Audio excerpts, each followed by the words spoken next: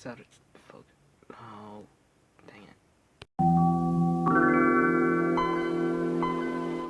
Hey, so this is Astorix MOC with another MOC review, and today, I'm Kazie. So basically, Kazie is another one of my MOCs that I tried using a lot of system on. Yes, I'm over here. So basically, the point of this was just to make her look smoother and flow better. So this MOC definitely deserves a review because there are some things I feel like I should cover that I couldn't really say or show in my pictures or anything. She is not canon to Bionicle, and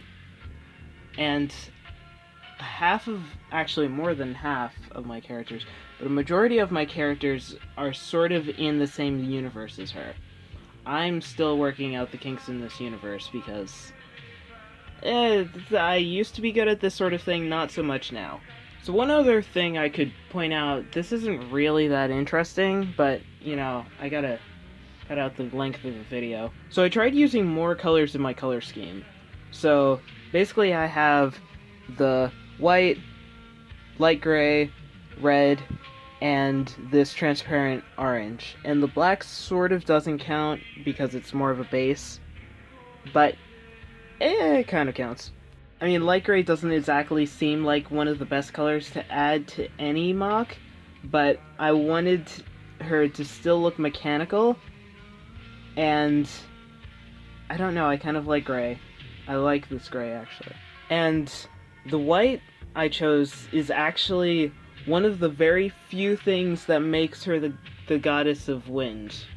I mean, technically, wind is transparent, but, you know, white is the closest thing to transparent, I guess. And the red is just like, you know, whatever. So, also another thing I wanted to work on with my MOCs in general is to give them more accessories, because I am pretty bad at weapons, so there are a lot of times when I make a MOC and it doesn't have any weapons. But Kazie has 3!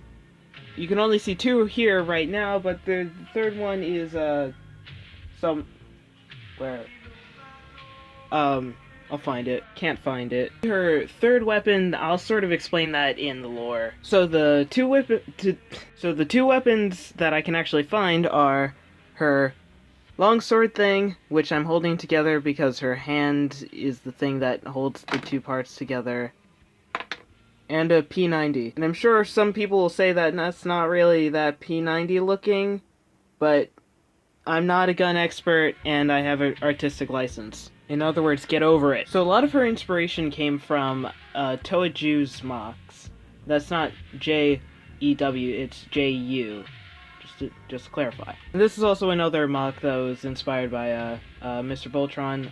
I'm still probably butchering his name. I don't know how to say it correctly. And you can see that from my greebling here and there and whatever. But Toaju's most famous work is probably that bunny girl. So I've gotten a lot of positive feedback from her, which is fabulous, which means I'm probably doing a good job. But I've gotten a couple of things where the textures aren't exactly consistent, and I agree, they're not really, but I don't really care. One of the major culprits from my inconsistent textures are from the thigh section over here. So I mean, this is gonna sound kind of strange in a certain way, but these aren't my thighs.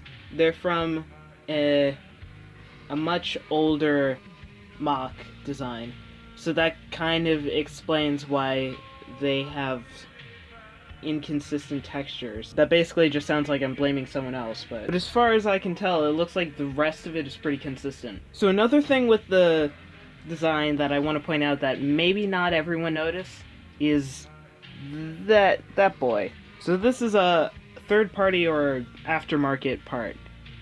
If anything, it's just not made by LEGO, but it's meant for LEGO. And I believe that this is made by Brickfair. I need to check my facts, but I can sort of tell from the plastic that I think it's from Brickfair. Alright, I'm really running out of things to talk about. I would say that's a moderately decent segue to flexibility. So, here, I'll start with the waist. It's got a waist articulation, except her crotch just sort of disintegrates every time I move it. Her arms are pretty flexible, but this thing kind of pops off if I move it up too far. but there's a joint here, so I could move it up. Actually, I thought it moved up a lot further, but it can move up that far, so... Oh. Freaking... You know, I think it looks better this way. You know, I'm just gonna say, it just looks better this way, all together. So it's just like a standard, ball joint articulation. You know, it has a lot more movement since I made a quick modification.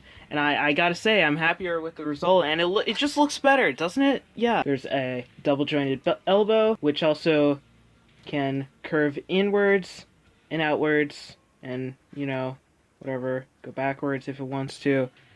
I'm not gonna stop her. The wrist isn't that flexible. It can do this, but there's no rotation or anything. You can sort of fake a swivel here. Oh, can't say swivel. Oh, it's too late, I'm using this joke again. But I can sort of fake rotation here, but it means that I won't be able to have it flat out like this and do a full bend. See if that sentence made any sense at all. Her head is pretty flexible, you know, kind of average. It has a mixal joint, which actually... Oh, freaking... I know I've said in past videos that my MOCs don't fall apart, but this one's just an exception, okay? So her head's on a mixal joint, which I think actually gives a little bit more movement than it was if it was a normal Bionicle joint. And I would say that's pretty decent. I think... Freaking... There, I like that design better too anyway, so I'm just gonna keep it like that. I think it just looks much better. So her leg, that's kind of interesting, actually. So her leg can go... Oh, crotch again. Her leg doesn't really have much to prevent it from moving, so it can go up pretty far. So you can get a high kick, and it can... Oops. Hold on. And it can go back basically the same amount. And then as far as knees... She can actually move this pretty far. She can actually do this much. It would have a little bit more... It would go back further if this wasn't in the way or if that wasn't in the way. And then I'm sure someone is going to say like, ew, this is gross. But I sort of fix that by doing this, and it doesn't look great at that angle, nor does it actually work that well when it's fully bent. But, I mean, it stops like... some people from complaining. And then while I'm still on her legs, don't take that out of context, please. She has pretty decent foot articulation and toe bend, which can go up and down, and freakishly down, so, you know. Since I don't feel like touching this thing anymore, I'm just gonna go into the lore. I'm gonna make it brief, but I will have a longer description in the description. Nice. So this is sort of different from my Bionicle canon story. I sort of have two stories going on.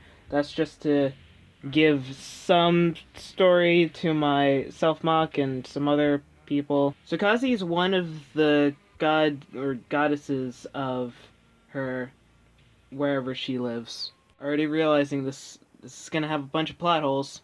So some of the other gods are Solaris, Taladak, Shizen. There are a couple more that I haven't figured out the name of that I also haven't built yet. So some stuff about Kazie. Kazie is ambidextrous, so she can wield her sword while she's shooting. She can control wind and a bit of like weather stuff, and yeah. She I guess we can size comparison her or whatever. Liwa, Toa Astorix, Solaris, GM Sniper, and Eraser. Alright, well, I think it's about time to wrap up this video because I have literally nothing else that I could possibly say from this video. So, I hope you enjoyed, and if you have any questions, I'll be willing to answer them, and if you just have general comments to say about the whatever, go for it. If you can, I don't know. And don't forget to disinfect your wound before you poke at it.